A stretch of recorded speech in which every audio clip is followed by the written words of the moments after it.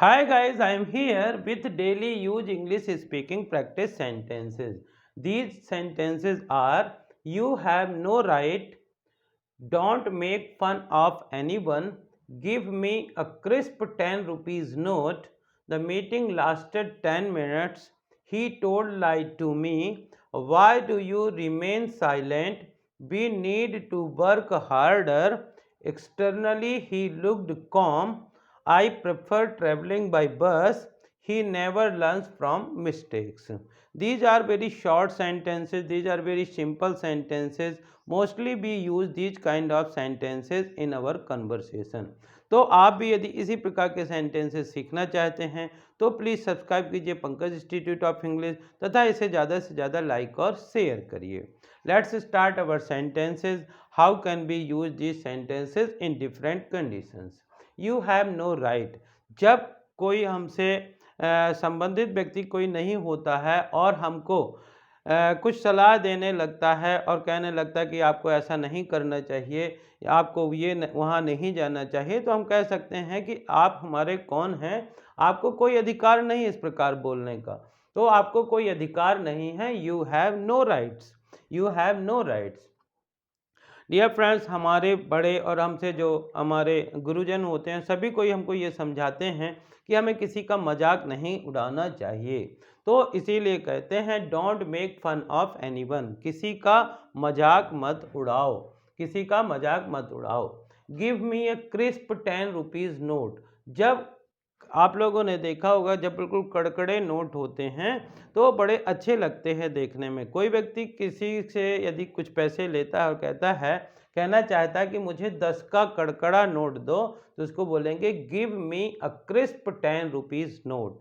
Crisp 10 rupees note यानी कड़कड़ा note.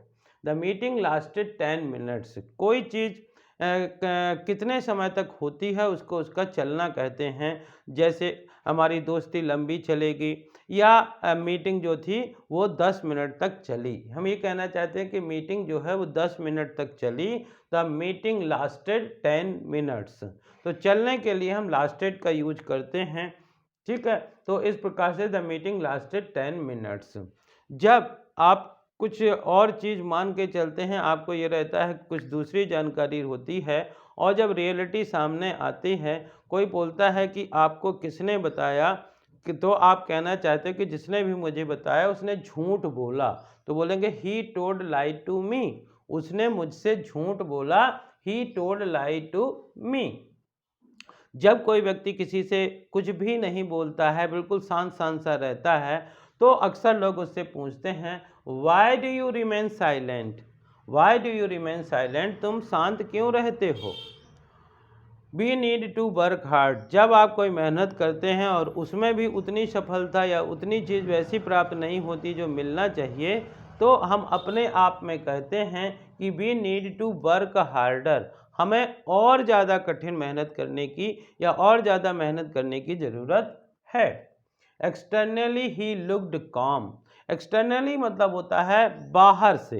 यदि हम किसी को कहना चाहते हैं कि वह बाहर से तो शांत दिखता था, वह बाहर से तो शांत दिखता था, तो इसको बोलेंगे externally he looked com. Externally he looked com. किसी व्यक्ति को किसी चीज़ की से यात्रा करना, किसी को ट्रेन से यात्रा करना पसंद होता है, किसी को बस से यात्रा करना पसंद होता है. तो यदि आप भी ये कहना चाहते हैं कि मैं बस से यात्रा करना ज़्यादा पसंद करता हूँ, तो इसको कह सकते हैं I prefer travelling by bus. I prefer travelling by bus. मुझे बस से यात्रा करना ज़्यादा पसंद है. प्रेफर मतलब ज़्यादा पसंद के लिए हम प्रेफर का यूज कर सकते हैं. He never learns from mistake. Dear friends, कहते हैं कि एनी वन कैन मिस्टेक. कोई भी गलती कर सकता है. गलती सभी से होती है, but we must try to learn by mistakes. यदि कोई गलती हुई है तो उससे हमको सीखना चाहिए. लेकिन कुछ व्यक्ति होते हैं जो गलतियों से नहीं सीखते हैं. तो यदि हम किसी के लिए ये कहना चाहते हैं कि वह कभी भी गलतियों से नहीं सीखता है, ही never learns from mistakes. He never learn from mistake. So these are some sentences. If you practice these sentences by writing, by listening or by reading, then you can also use such kind of sentences in your conversation. I hope कि आपको इस प्रकार के sentence पसंद आए होंगे।